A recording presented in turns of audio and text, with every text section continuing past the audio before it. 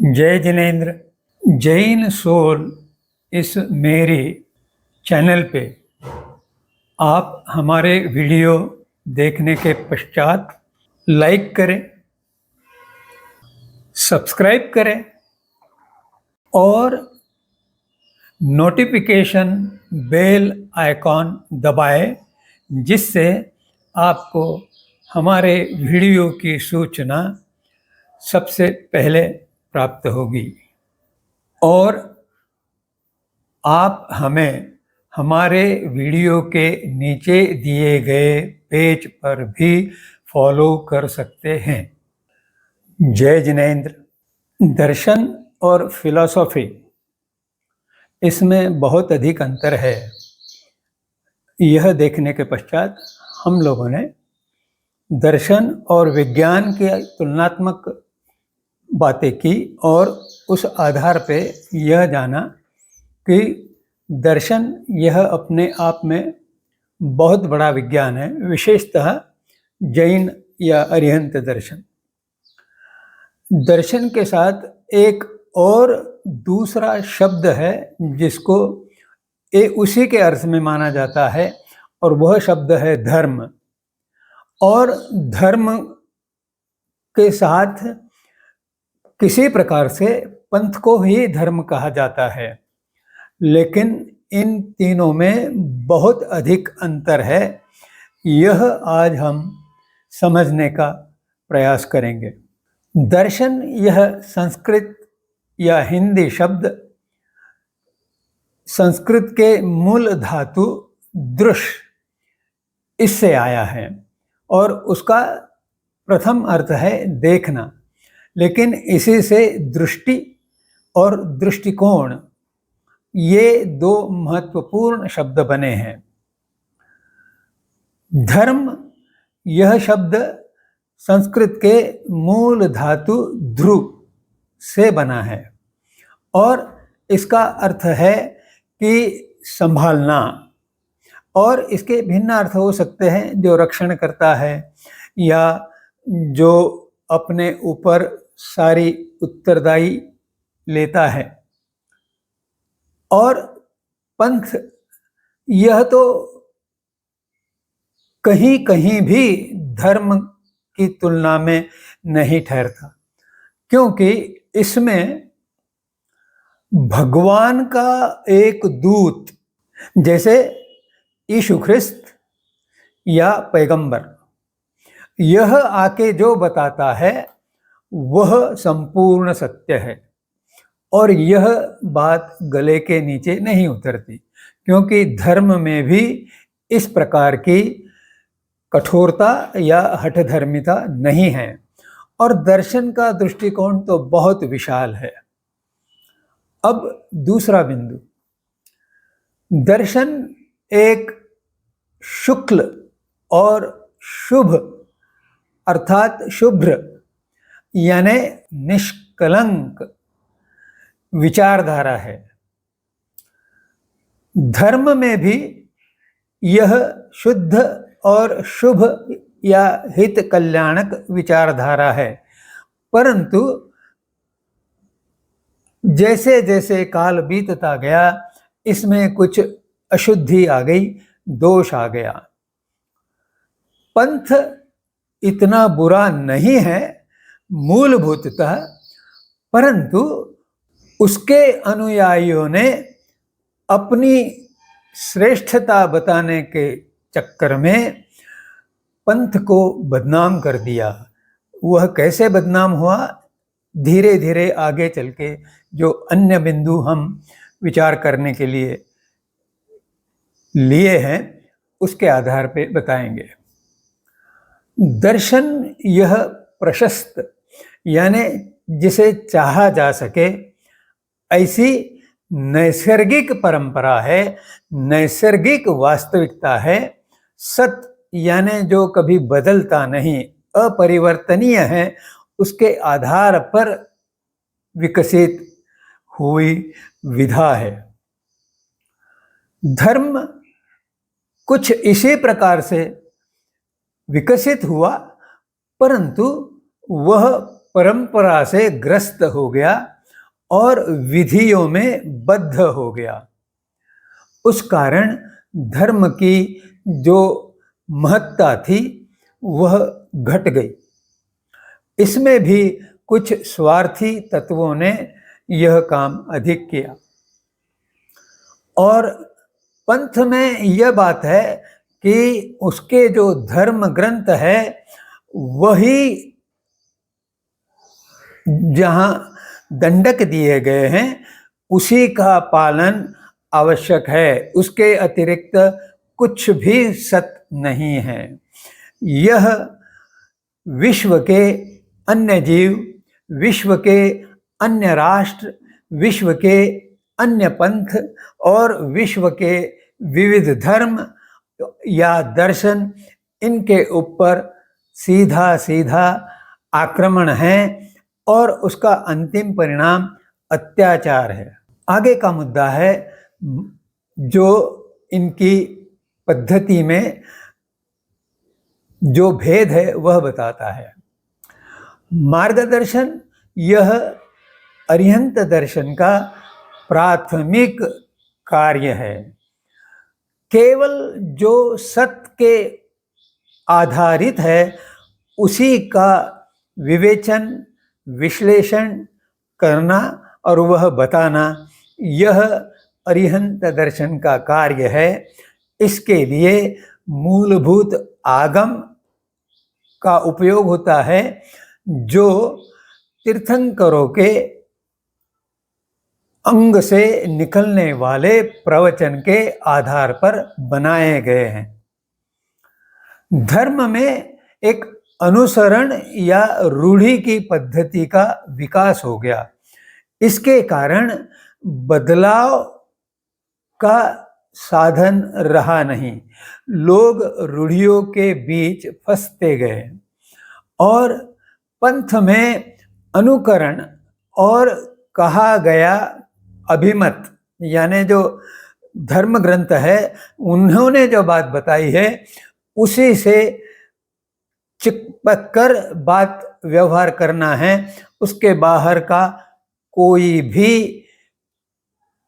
अच्छी बात भी हो तो वह स्वीकार करना भी मना है, प्रतिबंधित है।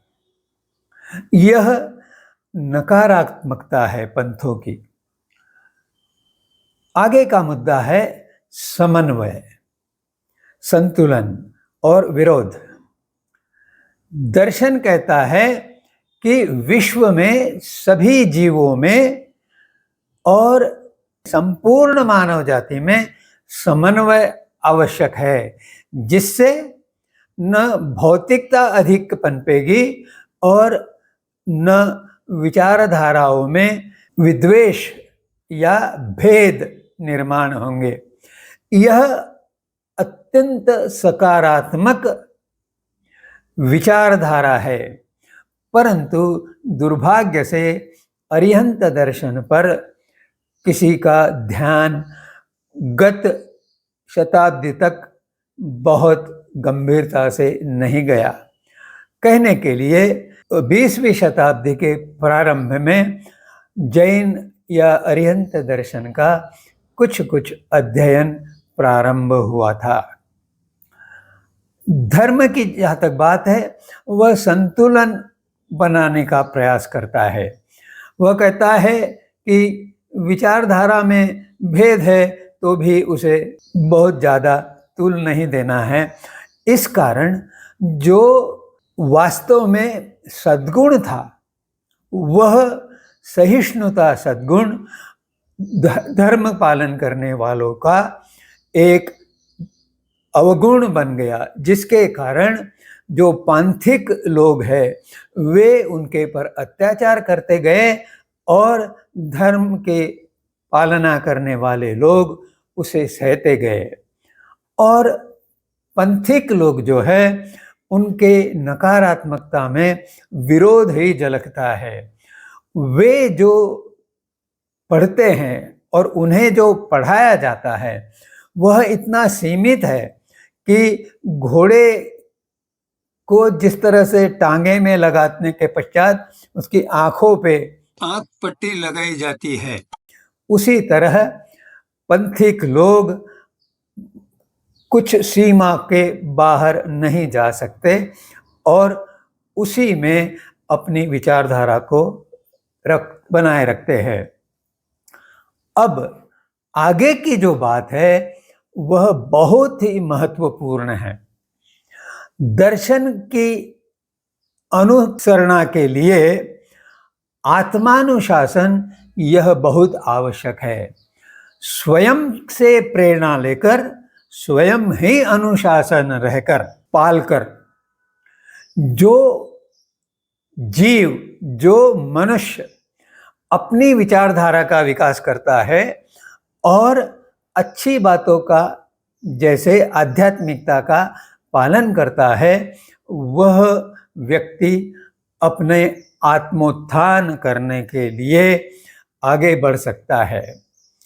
धर्म में एक प्रशासनिक व्यवस्था है और आज का व्यवस्थापन यह स्पष्ट कर रहा है कि प्रशासनिक और शासनिक व्यवस्था यह संहिता के आधार पर, संविधान के आधार पर चलती है और उसमें जो प्रशासन चलाते हैं वे मर्यादित लोग अन्य लोगों पे शासन करने लगते हैं, जिस कारण समाज में बहुत ज़्यादा भेद होने लगते हैं।